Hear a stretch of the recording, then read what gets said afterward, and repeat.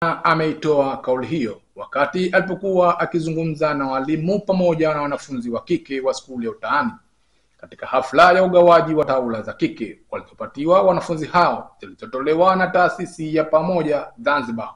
Bi Ana ameeleza. Kiume tu, alafu unasema alinitaka. Wewe unakalia nini chini ya kwamba huyo si babako huyo? Kwa hivyo lazima uweke heshima, ujiwekee mipaka yako na walimu wa kiume. Mwisho wako hapa. Sio tena unamzoea mara umemgusa ya nini, yote hayo unajitafutia balaa.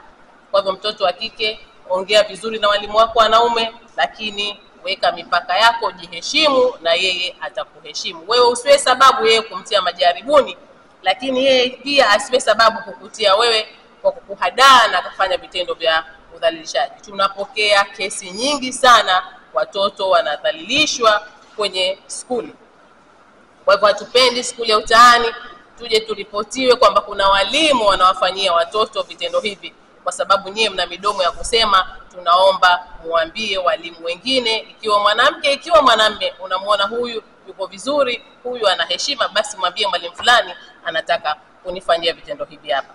Ratibu wa mradi wa Pamoja Zanzibar, ndugu Simon Cristiano, amesema lengo la ugawaji wa taulo hizo ni kuwaweka wanafunzi hao kuwa katika mazingira mazuri ya kimasomo pamoja na afya zao.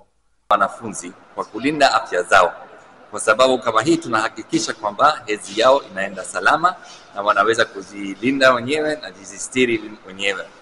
Pia hii kugawa zile taulo za kufua inapunguzia kosti kwa mzazi, inapunguzia kosti kwa wanafunzi, na inahakikisha kwamba wanafunzi wanaendelea na afya nzuri na kwamba hedhi yao itakuwa ni salama.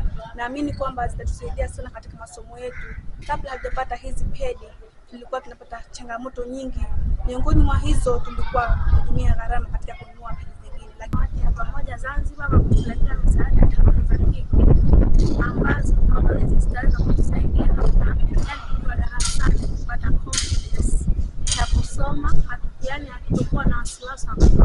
Wao wanafunzi waliopatiwa taulo hizo, Meya Rashid Hamisi pamoja na mwanafunzi Bi Mkubwa Omar Salum, wakizungumza kwa niaba ya wanafunzi wenzao, wameshukuru Jumuiya Pamoja Zanzibar kwa kuwapatia msaada huo. Zaidi ya wanafunzi 100 wa kike kutoka katika skuli ya Utaani hapa Kisiwani Pemba wamepatiwa taulo za kike na jumuiya ya taasisi ya Pamoja Zanzibar. Nikiripoti kutoka hapa ndani ya kisiwa hichi cha marashi ya karafuu Kisiwani Pemba, ni mimi Maulid Hamisi.